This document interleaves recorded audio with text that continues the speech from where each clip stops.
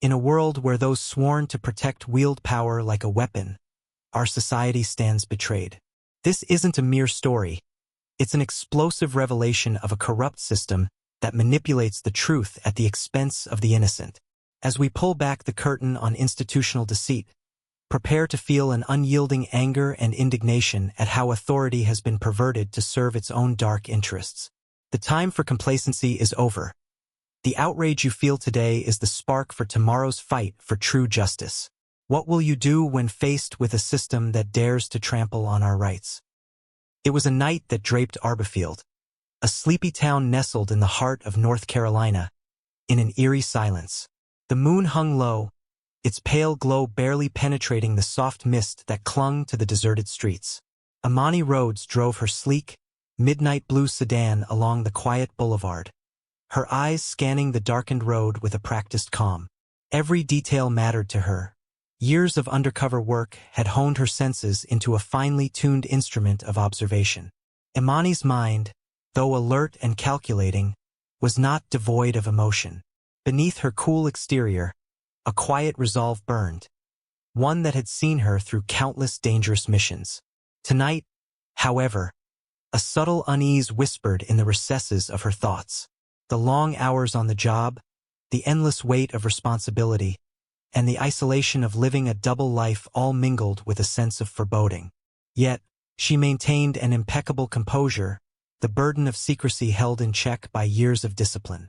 As she navigated a narrow stretch of road bordered by ancient oak trees, the sudden flash of red and blue lights in her rearview mirror sliced through the stillness. Her pulse quickened, but her expression remained unreadable. In that fleeting moment, Imani recalled the countless training sessions where she learned to mask her inner turmoil. Tonight, she would need that mastery more than ever. Pulling safely to the side of the road, Imani switched off her engine and sat motionless, her mind racing with possibilities. The approaching police vehicle slowed, its sirens wail a jarring intrusion into the night's silence. From the driver's side, two figures emerged under the harsh glare of the patrol car's headlights. Their uniforms were immaculate, their faces set in expressions that betrayed nothing but authority, and perhaps a hint of arrogance. Officer Chris Miles, tall and imposing with a stern countenance, led the approach. His partner, Officer Nathan Riley, followed closely, his steps measured and deliberate. The pair exuded an air of self-assured control as they walked toward Imani's car. The crisp air, laden with the scent of dew and impending rain, seemed to grow colder with every step they took. "Good evening, ma'am," Officer Miles said, his tone clipped and condescending as he peered into the windshield. "Do you know why we stopped you tonight?" Imani met his gaze steadily, her voice even and calm. "I'm not aware, officer. I stopped as required by the traffic signals." A brief pause ensued, during which the officers exchanged a look that was almost imperceptible yet laden with conspiratorial intent. Officer Miles' eyes narrowed slightly. "Our records indicate you failed to stop at the stop sign back there. That's a moving violation," he declared, his words dripping with feigned authority. Imani's heart pounded, not out of fear, but with a surge of indignation at the blatant injustice unfolding before her. She knew immediately that something was amiss. This was no ordinary traffic stop. Even as she reached slowly for her driver's license and registration, her mind raced through the possibilities. A planted bag in her trunk, forged paperwork, or worse, an elaborate setup designed to frame her for a crime she did not commit. Maintaining her composure, Imani slid the documents into the officer's hand. Officer Miles took them with a dismissive glance, his eyes skimming over the details before returning to her face. "Local residency, you say?" he mused aloud, his tone softening ever so slightly into a mockery of familiarity. "But then, why is there a discrepancy in your driving record?" Before Imani could respond, Officer Riley stepped forward, his voice low and conspiratorial. "Ma'am, we have reason to believe you might be in possession of illegal substances," he announced, his smirk betraying his anticipation. His hand gestured sharply toward the trunk of her car, as if drawing attention to a sinister secret hidden just out of sight. A chill ran through Imani as she realized exactly what was happening. The bag of powder, something she knew had never been in her vehicle, must have been placed there deliberately. It was a setup, meticulously orchestrated to trap her. But even in this moment of betrayal, her exterior remained serene, belying the storm of thoughts churning within. "Illegal substances?" she echoed softly, her tone measured yet laced with a quiet defiance. "I believe you have the wrong person, officer." Officer Miles' eyes flickered with a mix of irritation and satisfaction. "Step out of the vehicle, ma'am. Please," he ordered, his voice now carrying an edge that left no room for negotiation. Reluctantly, Imani unbuckled her seatbelt and stepped out into the cool night. Each movement was deliberate, every step measured, as she positioned herself with the poise of a seasoned operative. The officers circled her car, their flashlights casting long, distorted shadows that danced on the pavement, amplifying the surreal nature of the moment. Inside, Imani's mind was a flurry of calculations. This arrest was not the result of any misdeed on her part, but rather a premeditated act of corruption. The flashing lights, the planted evidence, and the cold, determined expressions on the officers' faces all pointed to a deeper conspiracy. A scheme to undermine her mission and silence her for reasons yet unknown. The interrogation began immediately after she was escorted to the back of the police cruiser. The interior of the car was a claustrophobic prison of fluorescent glare and oppressive silence. Imani's hands remained calm as they were cuffed behind her back. She observed every detail, the way the officers exchanged glances, the slight tremor in Officer Riley's smile, and the subtle yet deliberate way Officer Miles' gaze roved over her, as if trying to decipher a secret code hidden behind her calm facade. "I'm sure you understand, ma'am," Officer Miles said as he drove, his voice echoing in the small confines of the car. "We have our orders." Orders. The word itself stung. Imani knew that within the rigid hierarchies of law enforcement, orders were seldom questioned. Yet tonight, as she sat there with her pulse steady and her mind racing, the injustice of it all was impossible to ignore. The planted evidence was a deliberate violation of every principle of fairness and truth that she held dear. It was as if the entire system had conspired against her. A system that, on the surface, preached justice but in its darkest corners allowed corruption to fester. Her thoughts darted back to the covert training sessions where she was taught to expect betrayal, where trust was a luxury she could ill afford. But now, in the dim light of that patrol car, the betrayal felt all too real. The hands that were supposed to protect and serve were now instruments of deceit, and she was caught in their calculated web. A surge of conflicting emotions, anger, sorrow, and a burning determination, raced through Imani. She felt the sting of betrayal not just as a professional slight, but as a personal violation. The sense of duty that had carried her through countless dangerous encounters now became her shield. She knew that every moment of this ordeal, every calculated move made by the corrupt officers, was a clue, a piece of a larger puzzle that she would later use to bring them down. Outside, the world continued in oblivious silence, while inside the patrol car, the tension was palpable. Imani's eyes remained fixed on the passing streetlights, her mind meticulously cataloging every detail. She noted the officers' body language, the slight hesitation in their actions, and the almost imperceptible shifts in their tone. Each observation was a silent promise to herself. She would remember every detail, every misstep, and every betrayal. The ride to the police station felt interminable, the minutes stretching into an eternity under the unyielding glare of the streetlights. The sterile interior of the cruiser, with its hum of the engine and the occasional crackle of the radio, provided little comfort. Instead, it served as a stark reminder of the precarious nature of her current predicament. In that cold, metal-lined space, Imani's resolve crystallized. No matter how deeply she was entangled in this web of corruption, she would find a way out. And when she did, justice would not only be served, it would be a reckoning. Upon arrival at the station, a nondescript building that seemed to blend into the urban sprawl, Imani was led into a stark, fluorescent-lit interrogation room. The atmosphere was clinical, yet oppressive. The air was thick with the scent of antiseptic and stale coffee, a constant reminder of the monotony of routine procedures that, in moments like this, took on a sinister edge. Officer Miles and Officer Riley sat across from her at a cold, metal table. Their expressions were a mask of smug certainty, but Imani could detect the faintest tremor of uncertainty beneath the surface. As the interrogation commenced, she remained silent, her eyes scanning the room, committing every detail to memory. Her heart, though steady, pounded with a mix of indignation and anticipation.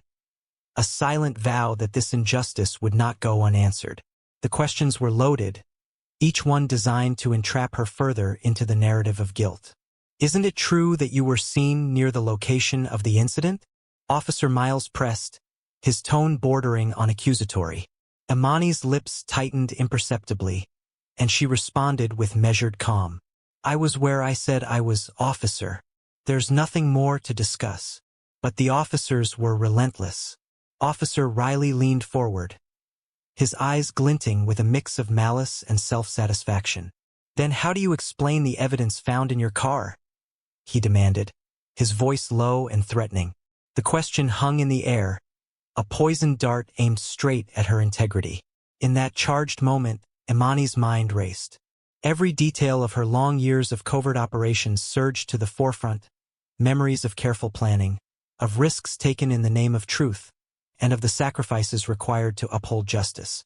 The betrayal cut deeply, yet it also fueled a fierce determination. She knew that if she could just endure this ordeal, the truth would eventually emerge.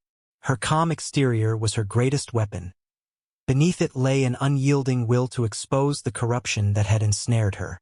As the interrogation dragged on, the officers' tactics grew increasingly desperate. Their once confident demeanors began to waver, hints of frustration flickering in their eyes. Imani, seated at the table with an unflinching gaze, absorbed every word, every glance. She silently vowed that this betrayal, this setup, would be the spark that ignited a firestorm of accountability. When the session finally ended, Imani was escorted back to a holding cell, a small, bare room with cold concrete walls and a single barred window. The solitude was both isolating and clarifying. In the quiet that followed, she allowed herself a moment of introspection. Every beat of her heart, every measured breath, reaffirmed her resolve. The setup was not just a personal attack. It was a symptom of a deeper rot within the system, a rot that she would, in time, help to eradicate. As she sat on the metal bench, the weight of injustice mingling with a steady flame of defiance, Imani Rhodes knew one thing for certain. This arrest, however wrongful it might have been, was only the beginning. The truth had been planted far deeper than the officers ever imagined, and soon, the hidden network of corruption would crumble under the light of justice. What do you think happens next? The cold concrete of the holding cell was a harsh reminder of the injustice Imani Rhodes had just endured. The dim, flickering fluorescent light above did little to soften the shadows that crept along the walls, and yet within that stark confinement, her mind was anything but still. Every minute ticked by with deliberate slowness, giving her time to piece together the puzzle of betrayal. The setup was meticulously executed, every detail, from the planted bag of powder to the rehearsed lines of the officers, was designed to trap her in a web of corruption. But Imani's training had taught her to use even the darkest moments as opportunities, and as she sat there, her heart beat with a quiet, determined rhythm.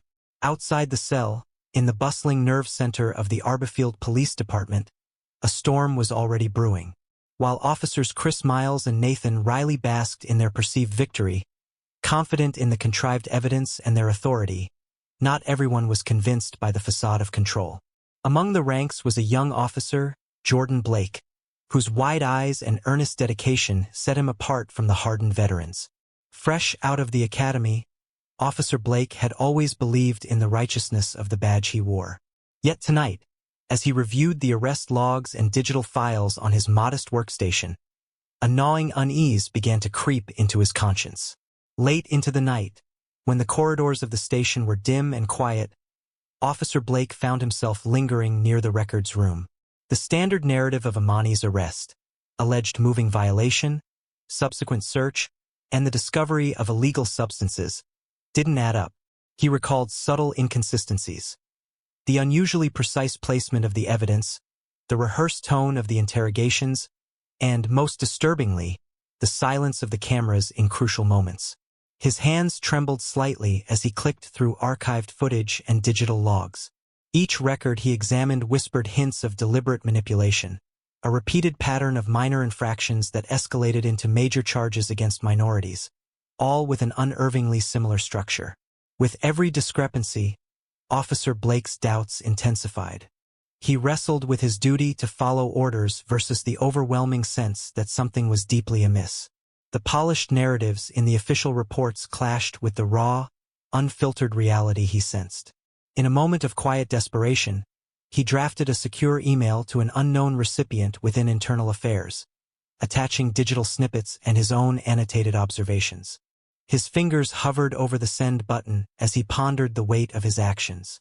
Finally, driven by a powerful need for justice, he pressed send, knowing that this act might mark the turning point in a case that could expose far more than just a single wrongful arrest. Meanwhile, across town, a ripple of activity was stirring within the ranks of a federal investigative unit. Agent Marcus Reed, a seasoned operative with a reputation for unearthing corruption, had been quietly monitoring anomalies in Arbifield's police records. His team, alert and methodical, had been tracking digital footprints for weeks. The message sent by Officer Blake had arrived just as the pieces were beginning to align. A secret signal that the corruption in Arbifield wasn't isolated, but part of a systemic failure. In a nondescript van parked a few blocks away from the station, Agent Reed and his colleagues pored over screens displaying digital logs, security footage, and internal communications. "There's a pattern here," Reed murmured, his eyes narrowing as he scrutinized the data. "These aren't isolated incidents. Look at the timestamps, the identical phrases in the reports. It's as if they're following a script." His colleague, Agent Carla Monroe, nodded in agreement. "We need to move quickly. If we don't act now, the entire network could vanish into thin air." Back at the station, the atmosphere had subtly shifted. Officer Miles and Officer Riley began to notice that things were not proceeding as planned. Their casual conversations in the break room turned into hushed exchanges, their laughter replaced by anxious glances. The rookies' unexpected inquiries and the sudden, unexplained transfer of digital files had unsettled the confidence they once took for granted. The station, which had once been their stage for power plays and manipulated narratives, now buzzed with an undercurrent of trepidation. At precisely 3:15 a.m., the first knock echoed through the corridor outside the records room. The heavy door swung open to reveal Agent Marcus Reed, flanked by two stern-faced federal agents. "This is a federal matter," Reed announced, his voice resonating with authority that brooked no argument. Within moments, the building's atmosphere shifted from routine policing to a charged state of urgency. Agents moved with purpose, their eyes scanning every corner as they began to gather evidence. Digital devices were confiscated, and key officers were summoned for questioning. Inside the interrogation room, a cold, sterile space with a single metal table and harsh, unyielding lighting, Agent Reed sat down across from Officers Miles and Riley. The air was thick with tension, punctuated only by the sound of a ticking clock and the steady hum of overhead fluorescence. Reed placed a stack of printed digital records on the table, each sheet a damning piece of evidence that painted a picture of deliberate deceit. "We have surveillance footage, digital logs, and internal communications that suggest the evidence in Imani Rhodes' case was tampered with," he began, his tone measured but firm. Officer Miles shifted in his seat, his confident mask faltering for a split second before he attempted to regain control. "That's just procedural, Agent Reed. We were following the protocol," he insisted, though his voice wavered under the weight of the facts laid before him. Reed's gaze did not soften. "Protocol? The timestamps on these security clips indicate otherwise. And Officer Riley, the recorded audio from the scene contradicts the statements you both provided. Tell me, how do you explain the identical language used in reports from multiple incidents?" His questions, sharp and unyielding, filled the room with a suffocating sense of impending accountability. For a long moment, silence reigned. Then, with a hesitant glance at the door, Officer Miles spoke, his voice lower than before.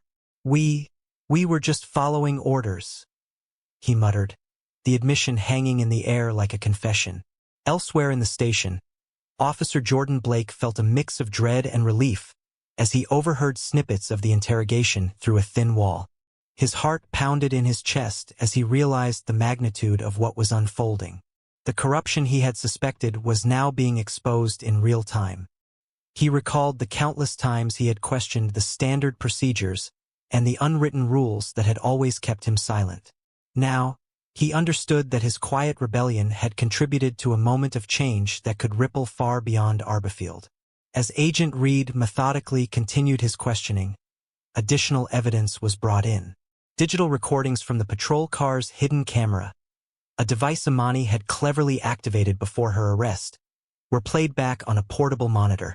The recordings captured the exact moment when the officers' rehearsed dialogue shifted from casual banter to an almost sinister orchestrated performance. The raw, unedited footage left little room for misinterpretation, and even Officer Riley's defiant smirk melted into a pained grimace under the scrutiny of undeniable proof. In a separate wing of the station, the tension was mirrored by a palpable sense of urgency among the federal team. Agent Monroe coordinated with local officials to secure the remaining evidence, ensuring that every digital file, every piece of manipulated testimony, was preserved for the forthcoming public inquiry. The internal alarm that Officer Blake had triggered had blossomed into a full-blown investigation that threatened to dismantle the carefully constructed facade of power that had protected the corrupt officers for so long.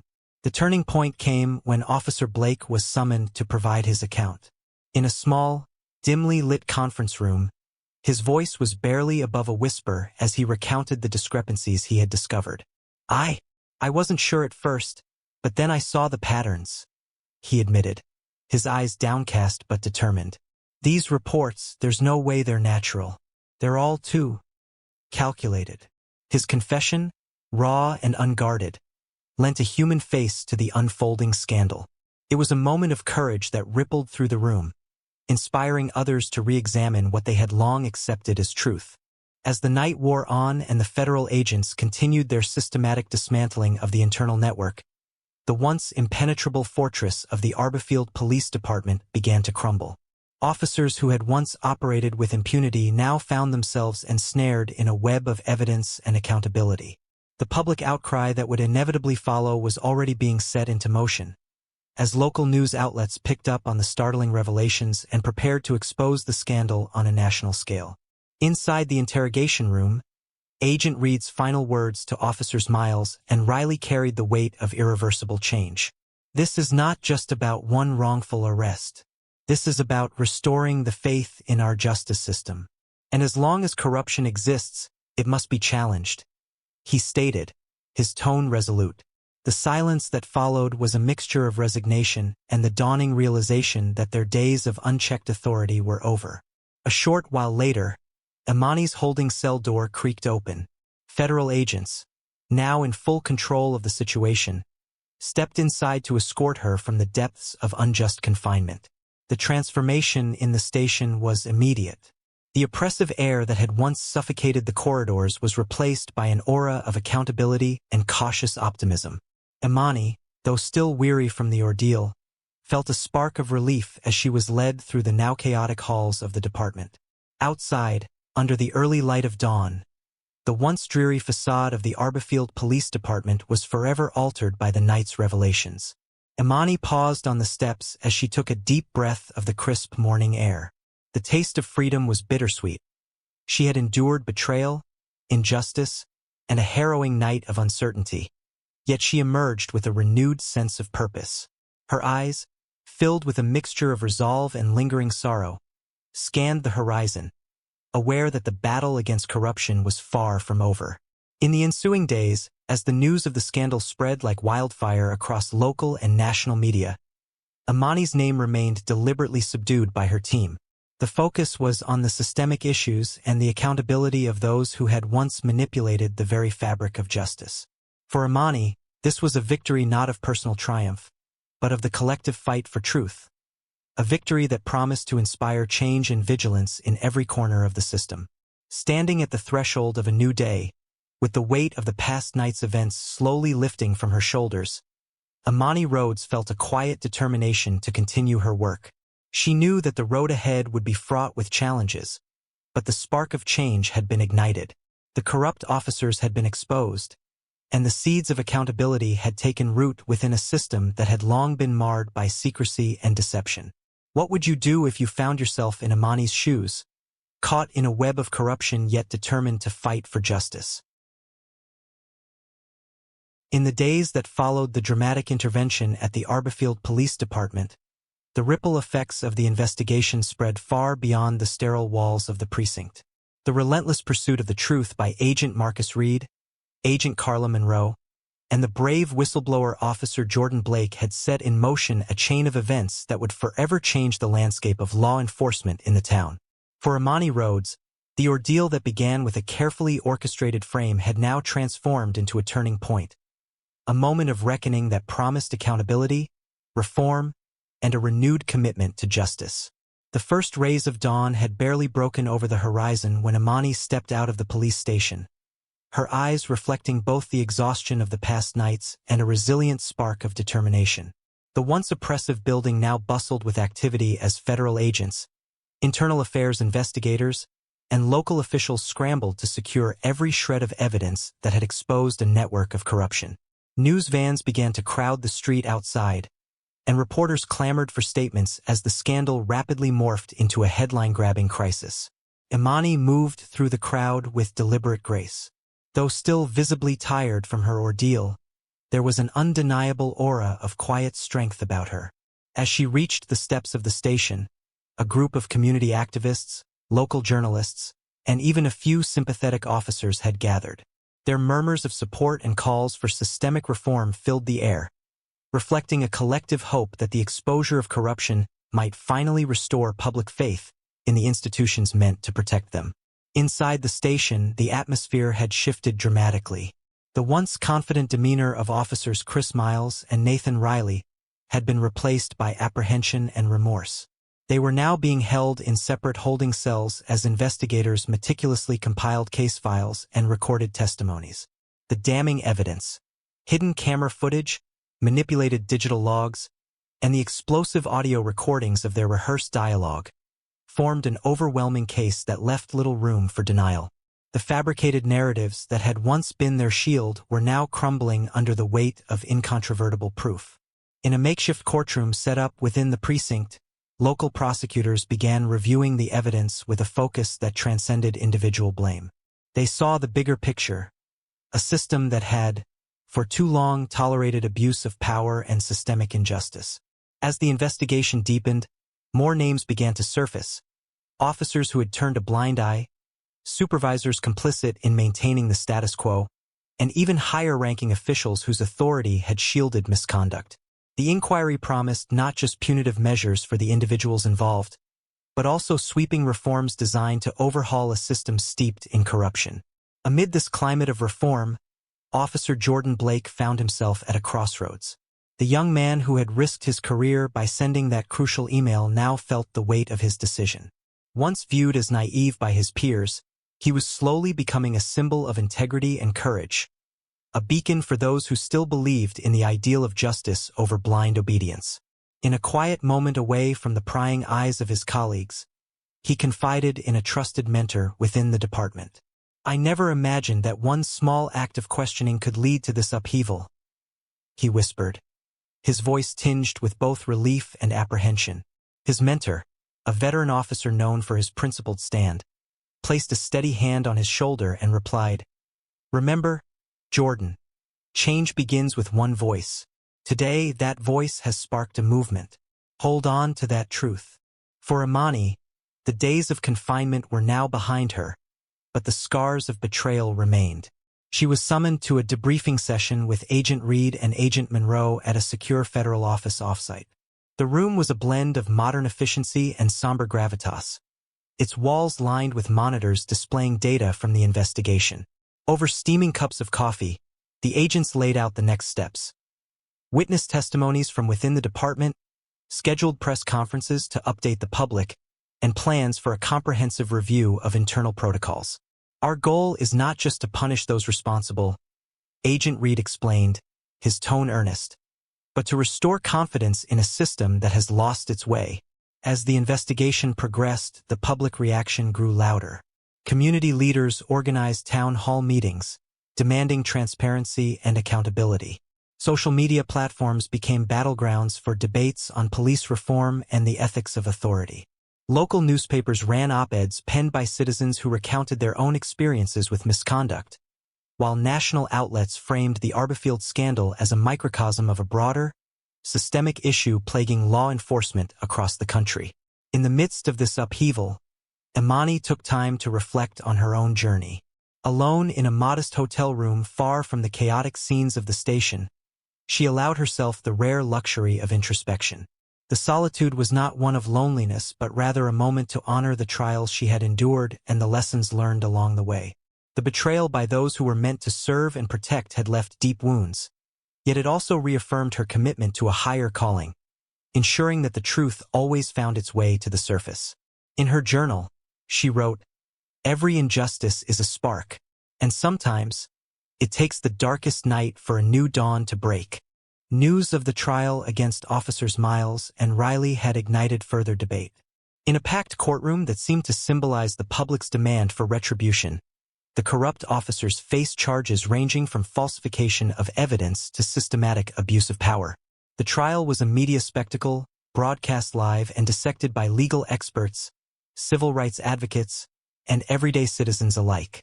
Their defense crumbled as witness after witness recounted the meticulous planning behind the frame-up, and as forensic experts explained the digital manipulations that had been used to fabricate evidence.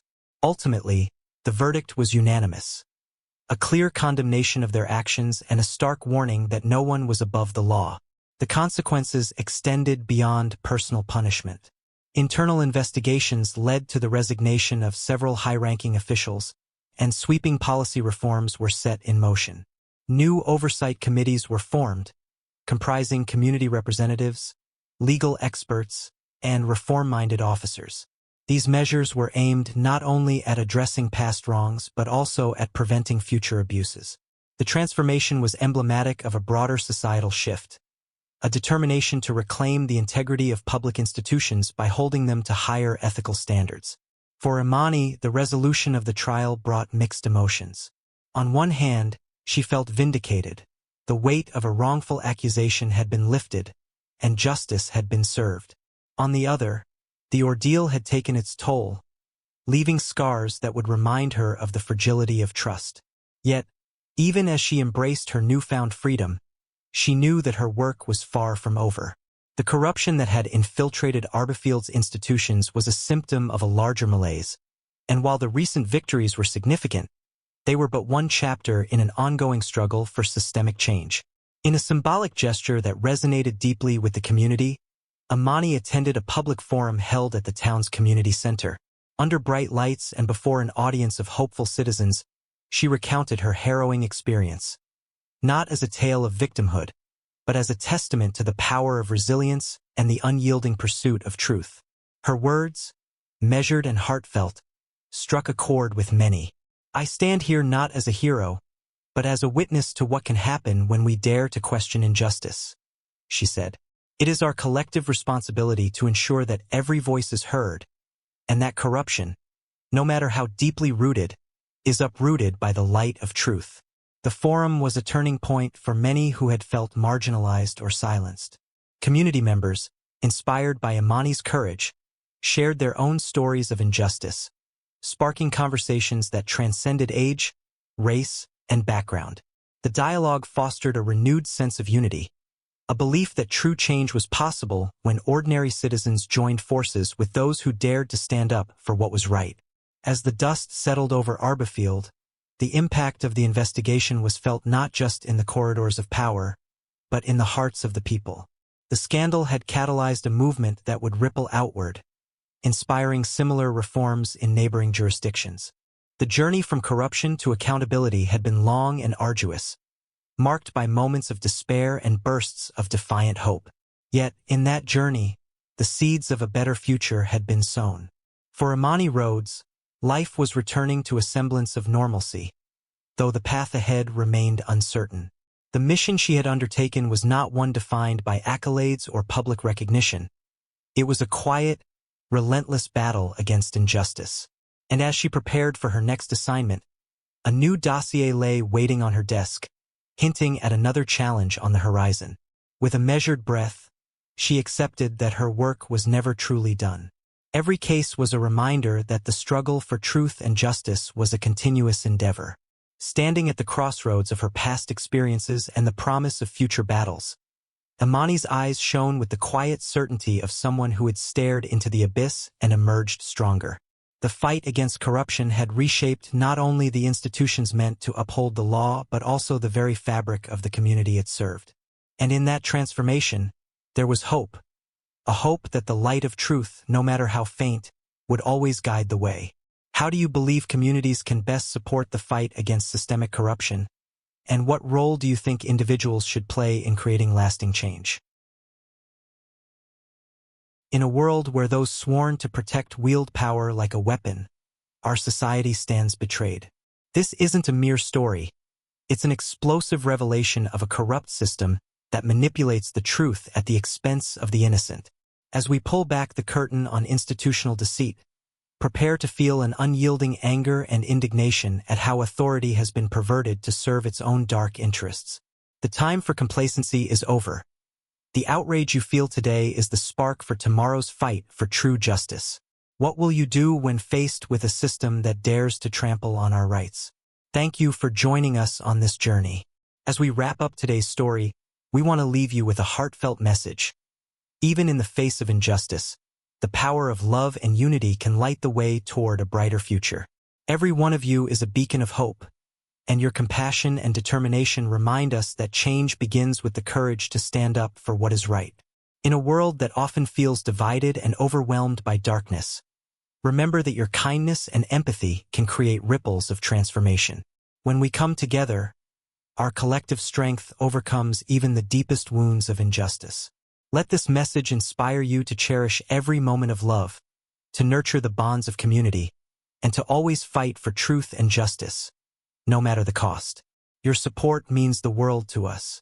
We appreciate each view, each comment, and every shared moment that brings us closer as a family dedicated to making a positive difference.